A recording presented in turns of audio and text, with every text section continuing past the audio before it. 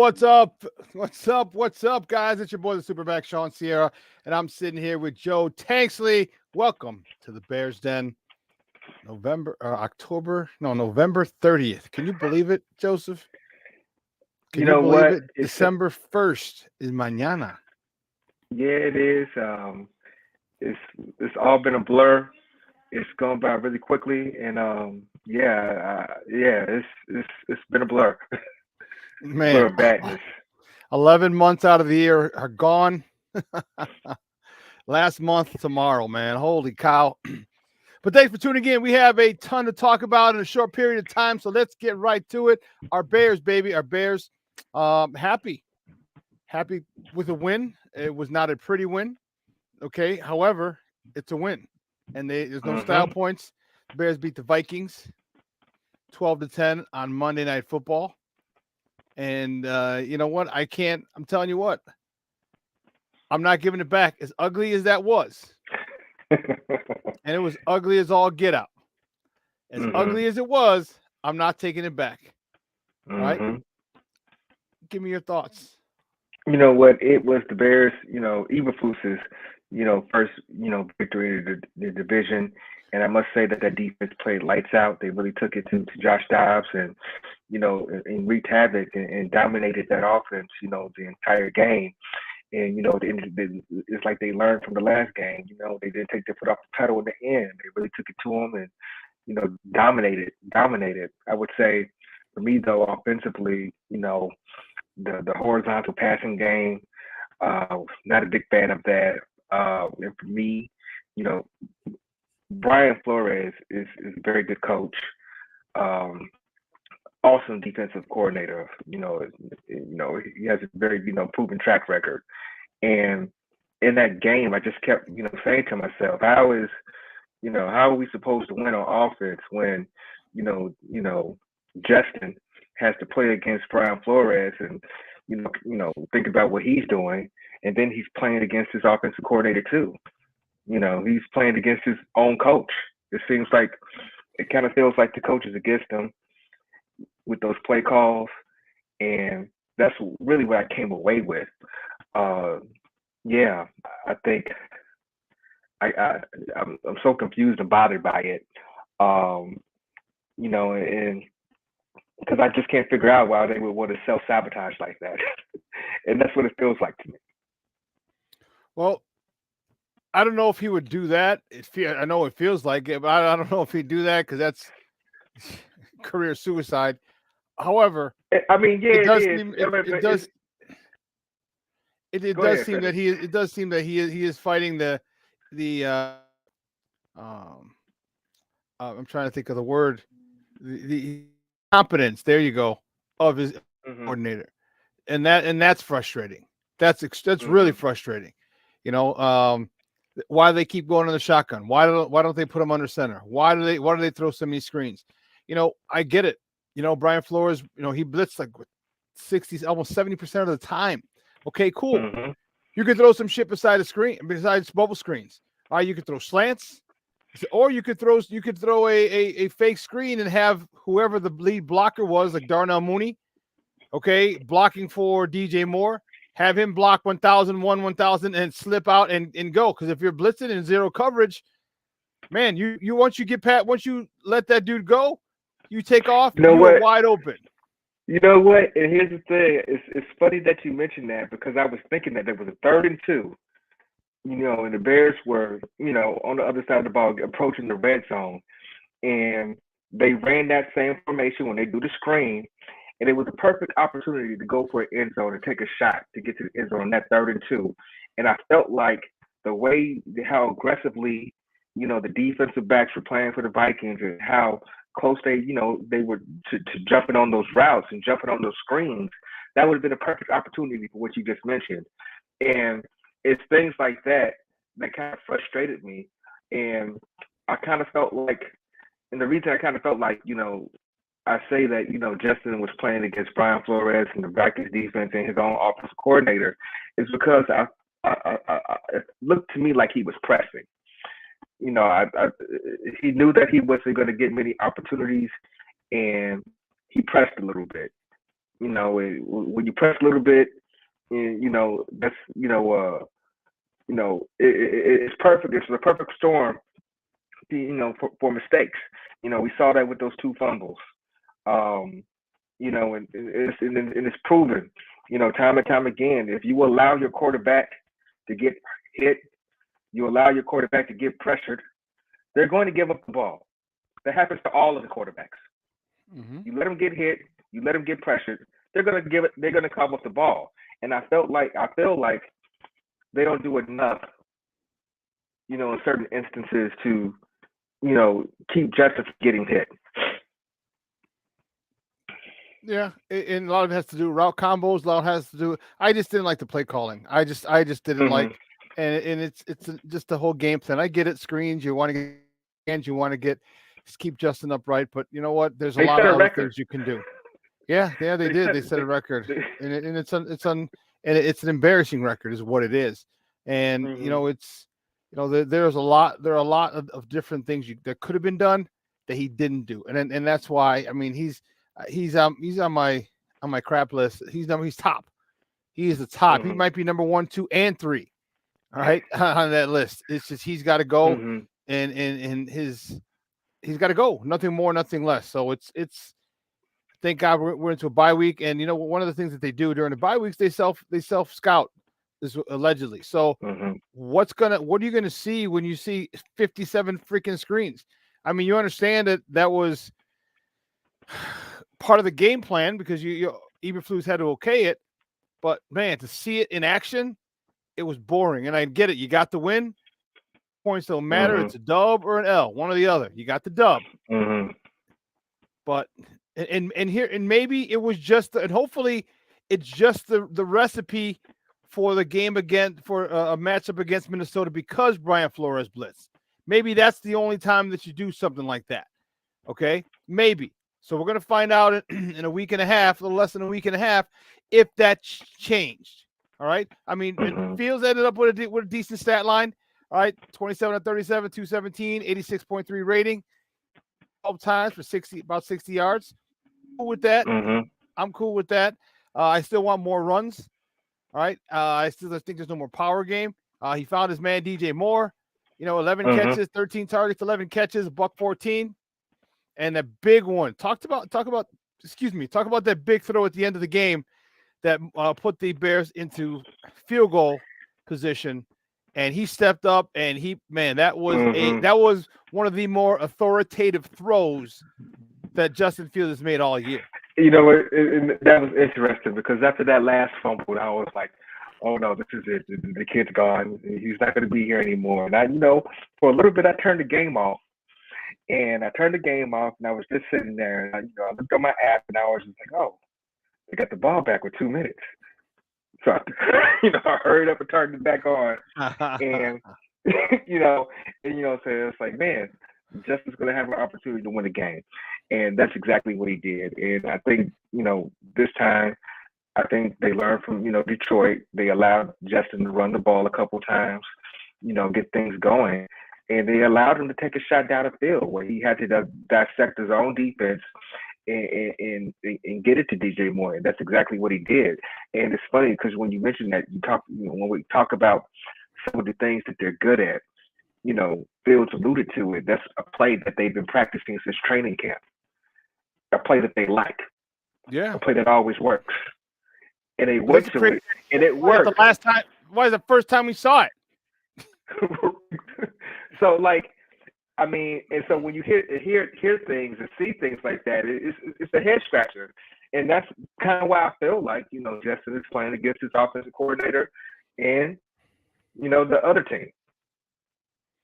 Yeah. So Bears are now 4-8. Okay. Mm-hmm. Your thoughts? Are they better or worse at this point than you expected them to be after 12 games?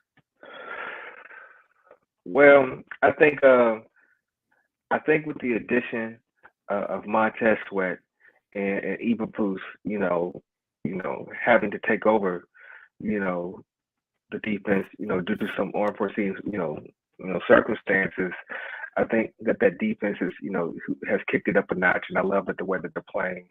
I love the aggressiveness that they use it. And I love the way that they're attacking and getting turnovers. We've seen it 2 weeks in a row. And, I think that defense is much improved. Javon Dexter Sr. is starting to come on. Andrew Billings, has been a stalwart. TJ Edwards, he was kind of iffy in the beginning of the season, but now he's flying and getting around the ball.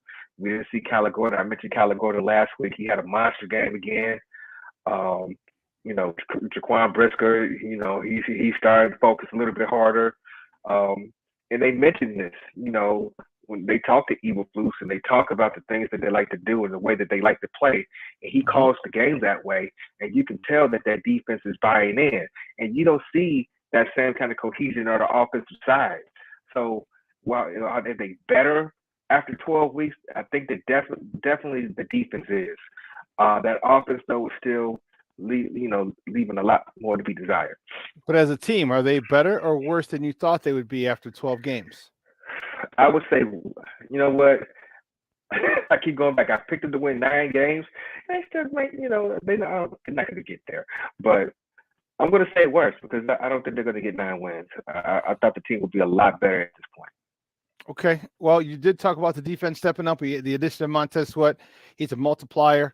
By that, it means it makes a lot of people better by his presence. Andrew Billings has shown he got extended. They didn't even wait the whole year. They didn't even wait till the offseason. They extended him midseason. He's halfway through his first season here, and they extend him, which shows you how valuable they feel he is. Javon Dexter, as you mentioned, is really, really, really developing. He started, development isn't linear. All right, progress isn't linear. It's not like, okay, you made 2 tackles this week, 4 tackles next week, 6 tackles the following week. It's not how it happens. Sometimes the light bulb just clicks, and it looks like it's clicking for Javon Dexter. How good do you think this defense can be by the year's end? You got 5 games left. Yeah. With 5 games left, who are they playing? They got Detroit coming up. They're going against Cleveland. Cleveland is kind of in shambles right now. They got Arizona still. Atlanta, Green Bay. Atlanta and Green Bay. All those quarterbacks that were playing, saying with the exception of Jared Goff, and we already got to him. I think they really got a chance to be, impressive by year's end. If they're not, I think they're already a top 10 defense right now. By year's end with the teams that they're playing, they could be a top 5 defense easily. The top 5 defense, that would really, really set the tone moving into next year. And I think that's really important. But one of the biggest questions moving into next year is Justin Fields. All right. Your question, here's the $1 million question. All right. That everybody wants to know. All right. Give me your opinion. In your opinion, Joe, is Justin Fields the guy moving forward or not? Yes or no? Man, that's tough because I do feel that there's so many factors that play into this decision. For me and the way I feel I'm going to say yes. And the reason I say yes is because I do not feel like the offensive coordinator has designed the offensive game plan week in and week out that works to his strengths. And I do think that there's not this attraction. It's like two south poles. When you push them together, they push away, on a magnet, and that's what's kind of happening right now. And I do think, when we talk about this, I do think that it's going forward for this team. They're already rebuilding. They're going to have draft capital, and he's I don't think he's scratched the surface of what he can do yet, and I think a lot of times people want to rush to judgment and we want this instant thing to happen, and it doesn't happen like that all the time. Sometimes things got to come together. And I think it would behoove the Bears to try to see it through. In worst case scenario, you build the team up that's ready to win with the defensive side of the ball. You build the team up with more weapons, through the draft. You get another, left tackle. So, you fortify that line. And if Justin doesn't work out, you can plug another guy in and be ready to roll. So I think you kind of need to stick with him and see it through. I have no reservations with saying yes, he's a dude. I have none whatsoever. All right, I'm going to use my big boy voice. Hell yeah, he needs to stay. All right. The thing is, you know what? All the reasons you said. All right, offense it hasn't been discussed around, built around him. Okay, you're asking him to do things that he might not be comfortable at, and expecting him to do it from the jump. Like you just can't. What Luke Getzey did was, he said, stop doing what you did good last year. All right, and I need you to do this. That's got to be gradual. That's got to be gradual. Mm-hmm. You don't want to shake especially if he's not very good at it.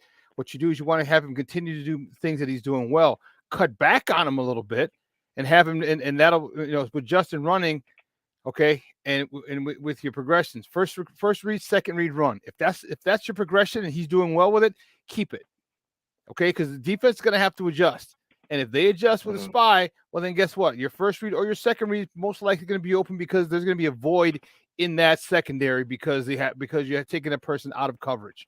So I don't understand why he hasn't done that. But for me, he's made all the throws. And trust me, I'm not saying he's perfect. I'm not saying he's the best quarterback in the NFL. I'm not saying he's an all-pro. I'm not saying any of that. I'm saying stick with this kid. Stick with this young man because he will.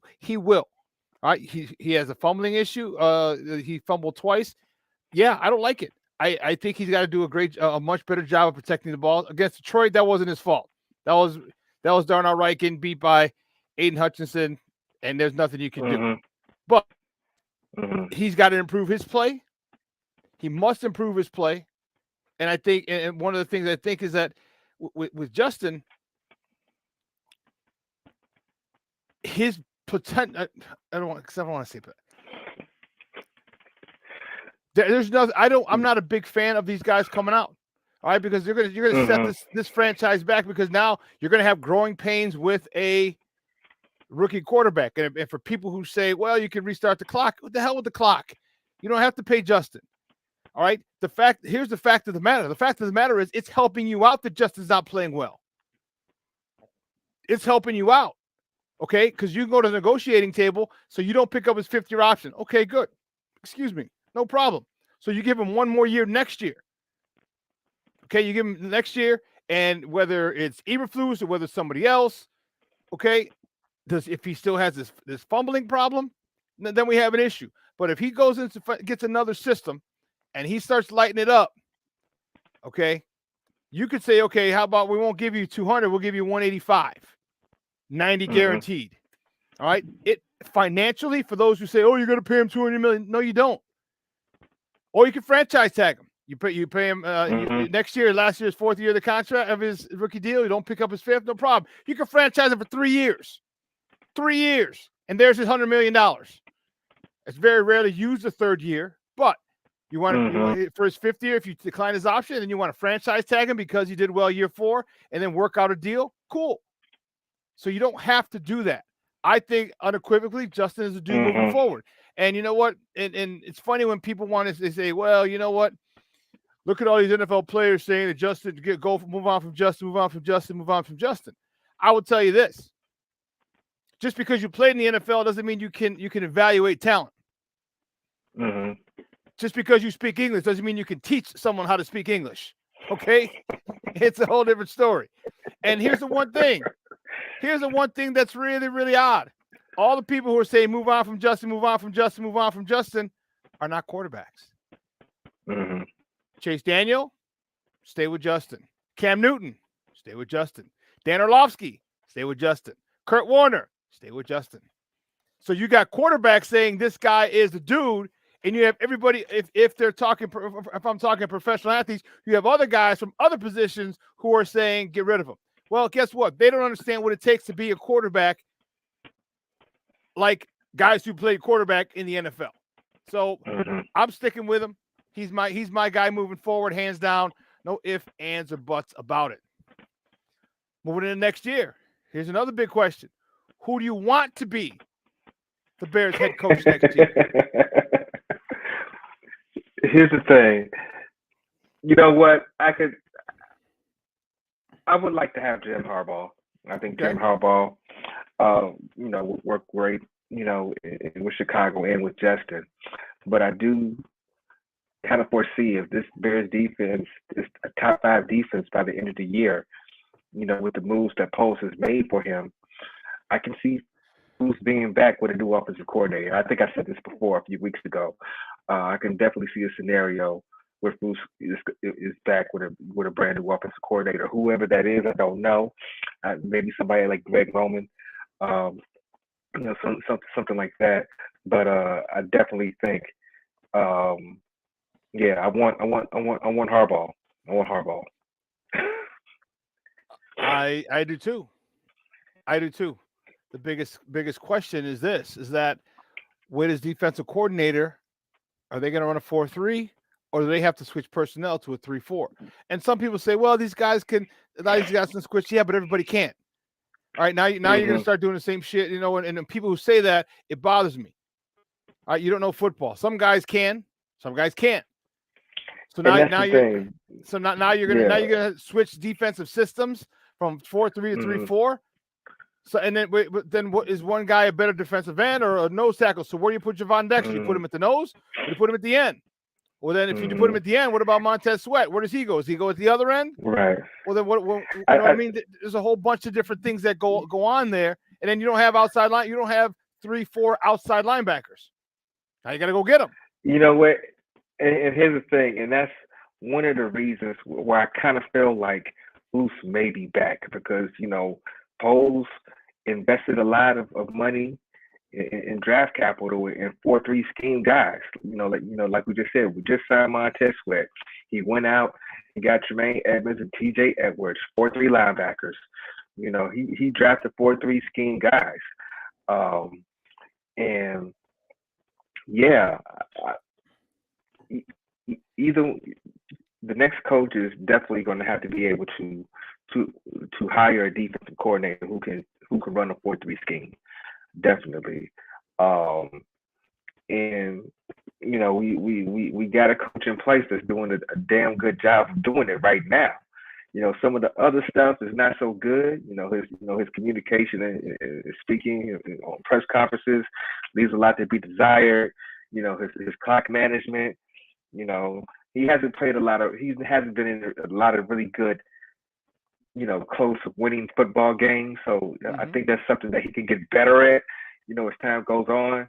But with what you just mentioned, I could totally see Eberflus being back, given how much time and effort and resources that Ryan Poles has put into building a possibly top 5 defense. So your great minds think alike, because here's my next question to you. Is there any scenario you see Eberflus keeping his job? Well, you explained that. My thought is this. I think they do bring in Jim Harbaugh if he wants to leave Michigan for an interview and say, what do you plan to do with the defense? You know what you're gonna do with the offense, right? You're gonna take Justin and you're gonna, do your thing with him. What do you plan to do on defense? Are you going to get a 4-3 coordinator, or are you going to get a 3-4 coordinator? Because I spent a shitload of money on 4-3 personnel. Okay. So are you okay going to get Ron Rivera, going to get Leslie Frazier, going to get somebody else in a 4-3 scheme? Or are you do you want a 3-4 defense? Because if that's the case, then this conversation, this interview is over. And if he says, you know what, I want a 3-4, cool. No problem. Thank you for coming in. We appreciate it. Unfortunately, we have just spent a shitload of money on 4-3 personnel. We're not going to revamp the defense when we got it humming. When we got this defense really, really efficient, we're not going to change it up. And now we got another 2 or 3 years. And at this point, Kyler Gordon's going to need to get paid. Tyreek Stevenson is going to be up there. And here's the thing: you mentioned that you talked about the interview. How stupid would Poles look letting Roquan Smith go away, who's a great 3-4 linebacker, inside middle linebacker, who fits perfect in that scheme, just to go back to it, a year and a half later. That would make much sense. Yeah. So, and I think that's how it's going to be. And you know what? If you go and get a 4-3 guy, okay, then you're in. So, and one of the things uh, about Justin Fields, back to that. One of the Mm-hmm. things that people talk about, and that I saw, people, talk to you about his interception. I mean, his fumbles. All right, that can be coached. All right, it was frustrating. Mm-hmm. I was mad as a mother Hubbard at him. I was mad as hell that second fumble. Like, I come turned on, the man. TV off. You know. But the fact of the matter is, he still won the game. The fact of the matter Mm-hmm. is, the defense. See, this is why it's a team game. The defense stepped up, got him the ball back, and he drove him down with a beautiful, beautiful pass to DJ Moore, got him in field goal range to win the game. So people have talked Mm-hmm. about a whole bunch of different things from Justin. Well, we need to see consistency. We need to see this. Well, one of the things you saw is resiliency. Talk to me Mm-hmm. about that. Talk to me is what's more important? Were the two fumbles more devastating to you than the drive for the winning field goal? You know what? I think that him being able to come back and make the plays necessary to get the Bears in position to ultimately win the game was huge.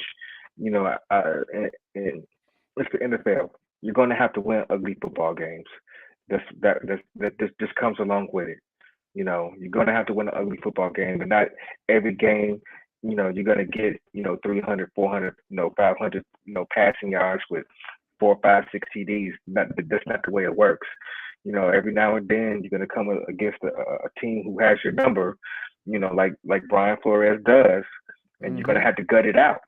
You're going to have to gut it out, and that's what they did. They gutted it out, and Justin Fields proved that he had guts, he had heart, and he didn't let that affect his performance late in the game. It would have been easy to go ahead and say, "Oh man, this again," and get down on himself and come back in and psych yourself out and not be able to make that play. But he did come back in and make that play, and I think that says a lot about his character and his ability to kind of compartmentalize, the bad things and kind of take the good with the bad. He said it himself. He needs to be better protecting the football, but at the end of the day, you got the dub, and that's all that matters. It's hard to win, very hard to win in the NFL football. NFL football league. It's very hard to win, um, and everybody gets paid. They're all the best in the world, and they go out there and leave it all in the field. They work hard for that. So, you can't expect teams to go out there and lay down and make it easy for them. They definitely did it. So I think, yeah, Justin being able to do that was big. And it's kind of crazy. People harp on that, but just last week, Jared Goff coughed up the ball, gave up the ball a bunch of times. To us. And was able, Mm-hmm. saying a bunch. And people were praising him for how he was able to be resilient. But yet we want to dump on Justin for being able to, bounce back from making some mistakes. It's crazy. If Eberflus stays, Hmm. is Getsy gone? And if I Getsy, think, if so, who do you think Eberflus goes out to get? you know what? I think most definitely if Eberflus stays, Getsy is gone. Um, I saw a few instances, on a game where they had put the camera on Ryan Poles, and he looked frustrated at some of those play calls and what they were doing. I saw a couple of times where he was shaking his head, and some of the things that he saw, and it looked like he was taking a lot of notes as well. And so I think definitely if Eberflus stays, you're going to have to get a new offensive coordinator. I don't think the relationship he and Justin has is working, and sometimes it's just like that. I don't like it when coaches get so beholden to their scheme, to their system, where they can't figure out how to come up with winning game plans week after week. It's NFL football. You have to do what's necessary to win. It's hard to win. You need to do what you need to do to win, and he hasn't done that. Yeah, he hasn't adjusted to the talent, and I think that's the mea culpa on Getsy. as a Bear, if I'm the Bears, I'm literally, and maybe they have, and he's holding out, but I'm going after Greg Roman. I'm saying, hey, listen, you come in as an Mm-hmm. offensive consultant for the rest of the season, okay? And I don't give a damn if Getsy knows he's gone. All right, we can Rick Renteria his ass, and I'm okay with it. All right, I am more than okay with it. All right, this is the dude who's gonna take your job, because if they do bring if they bring in Greg Roman, all right, then no, they're not going. That means they're one of two things. Getsy, Eberflus most likely is staying. Okay, and if he's not, and you talk to Jim Harbaugh and you bring him in, well, guess what? His guy's already here. His guy didn't meet you there; he beat you there. So that's Mm-hmm. what, and that would be a phenomenal combination for Justin Fields to have Greg Roman and Jim Harbaugh. If he just had Greg Roman, that is a phenomenal person and resource for Justin Fields, because he's already worked with a quarterback with Justin with similar skill set to Justin. All right. Except this guy is faster than Colin Kaepernick, and this guy's a much better passer than Colin Kaepernick. And this guy would flourish Greg Roman. So I think the Bears need to get on it. And maybe he's holding out saying, hey, I want to see what my boy Jimbo's doing. Is he staying in Michigan? Is he coming back to the NFL? If he comes back to the NFL, I'm going to go with him. Mm-hmm. So that's the one thing. It's tricky. It's really, really, really tricky. Because I'm sure he's waiting. He's waiting to see what's going on. Yeah. Well, last topic, big dog. How do you see the Bears finishing the season? They got 5 games left. All right, 5 games left. How do you see them finishing the season? The one thing that we talked about the Bears was they did not know how to win. Okay. Mm-hmm. That victory on Monday night was huge for their psyche. That was huge. Mm-hmm. And you know what? And I know there's no Kirk Cousins. I know there was no Justin Jefferson. Hey, no one gave a shit or cared about the fact that when we didn't have DJ Moore, when we didn't have Justin Fields, when we didn't have Eddie Jackson, we didn't have Jalen Johnson. No one gave a damn. All right, it's the NFL, Right. and you got to roll with who you got. So I think Mm-hmm. it's going to be, and think of what Coach Eberflus said after after the game in the post game locker room speech, that he's like, think of all the great things you're going to do from this moment on. Mm-hmm. How do you think this team finishes up? They have 5 games left. 1-5, 1-4, 2-3, 3-2, 4-1, 5-0. What do you think? How do you think this team finishes up the rest of the season? You know what? I think that with that defense, they're going to be in those games. They're going to be in those games. I think we let Detroit off the hook, and I think they're going to be here. I think this is an opportunity. Saying to kind of right that wrong and get a victory. And Detroit seems like the last couple games, that Bears game included, that they're starting to Detroit again. um, and I think they can be got. Um, that defense in Cleveland is going to be scary. Another kind of situation where you're going to face a lot of pressure. A little bit different, with Brian Flores' defense, because they got Miles Garrett. They got a very good pass rush with 4. It's not going to be a whole lot of blitzing. A different kind of animal, but it's very formidable defense. Um, but no Deshaun Watson. Their I offense think what they got. sucks. Yeah, they stink. No Deshaun Watson. I think they went to Joe Flacco now, right? Yep. Yeah, I think that's a game that could be won too.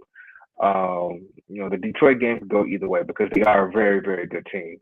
But then we got the Cardinals next, right? The Cardinals Cardinals, and Falcons, Packers.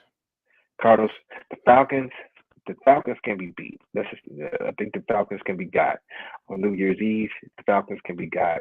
The Packers, the Packers. I think we can beat them too. I'm thinking 3 or 4 wins. So 3-2 or 4-1? I'm gonna stay with 3-2. I'm closer to 3-2. Okay.